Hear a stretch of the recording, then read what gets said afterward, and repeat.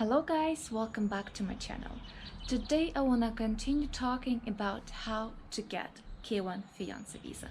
And in this video I'm gonna discuss the K1 visa interview process, what to expect when you go to the embassy, and what questions you will be asked at the interview. So here we are at the most stressful moment in the whole K1 visa process. That's interview day. While preparing for the interview, I was imagining the interview day in my head 100 times. I was super nervous and I couldn't sleep the night before the interview. So that is why I want to help you to avoid this happening to you and share with you some tips and advice how to make this day less stressful. Help you to prepare you for the question they're gonna ask you at the interview, what is the right way to respond, and what to know and do when you go to the embassy on your interview day. The first thing you should do is to make sure that you have all the documents prepared. The immigrant case interviews are happening in the morning, so you will have to wake up very early. So the right thing to do is the day before the interview, make sure that all the documents, copy of original documents and photos are ready and put in the folder. You cannot take your bag or purse on the embassy territory, as well as your phone and any electronic devices. So that is very important that all the documents are put in the folder, because that is the only thing that will let you take with you to the interview. The thing number 2, arrive 30 minutes earlier than your interview time. When you make an interview appointment online, you also can pick the time of the interview. Let's say you pick 9 a.m. What it means is that 9 a.m. that's when your interview starts itself. But before that, you have to go through passport check and security. So that is why it's an important thing to arrive earlier. Step number 3, security, passport and appointment check. First thing they check is your passport and appointment confirmation letter. After that, you have to go through security. All the stuff you took with you, except for the folder with the documents, you will have to leave at the luggage storage. After that had happened, you go to the building where the interview will take place. At the entrance, they ask you to show them your DS-160 form confirmation page so they can scan the barcode, and then they give you a number in a queue. Step 4, documents collection. When I was going to the embassy for the interview, I thought that I get my number, I wait for my turn, and then go to one of the window, I give them the documents, answer all the questions, and once done, get my approval letter. But it's not like that. Your interview will be divided into 2 parts. First part is document collection. So you wait for the number that you received at the entrance when scanning DS-160 form to appear on one of the windows. You go to that window, they reconfirm your name, they reconfirm your case number, then the interviewer asks you to give the documents of first importance, such as passport, birth certificate, police records, Form I-134 that should be filled in by your US citizen fiance, 1040 tax form for the most recent year, medical examination, and 2 photos. All supporting documents such as evidence of relationship, your fiance's salary letter, his bank statement, you get to keep for your second part of the interview. What happens if you forget to bring something on this list? The consular officer will not be able to complete the processing of your visa.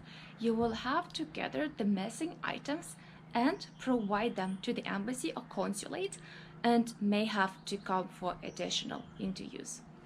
So they took the documents and they start processing them. What you have to do is just wait when they call your name for the second part of the interview. In my case, it took me 2 hours before that happened. So after certain time, when they have done processing your documents, they call you for the second part of the interview. The interviewer gonna ask you questions about you and your background, your US petitioner. The expectation is that you know your fiance well, and your relationship, in order to determine if relationship is real. So I want to give you the list of questions for each category that has been asked during the interview. Part 1, questions about you as the K1 applicant. What is your full name? What is your nationality? What languages do you speak? Were you previously married? Do you currently work?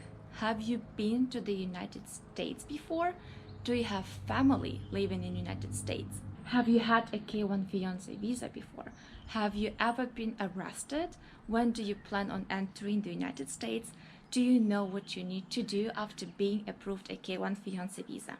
Part 2. Questions about your US petitioner. What is your fiancé's full name? When is your fiancé's birthday? How old is your fiancé? Does your fiancé have some favorite hobbies or interests? Did your fiancé go to college? How did you and your fiancé meet? Have your fiancé been married before? If so, when and why did he or she get divorced? Where does your fiancé live? Does your fiancé live with anyone?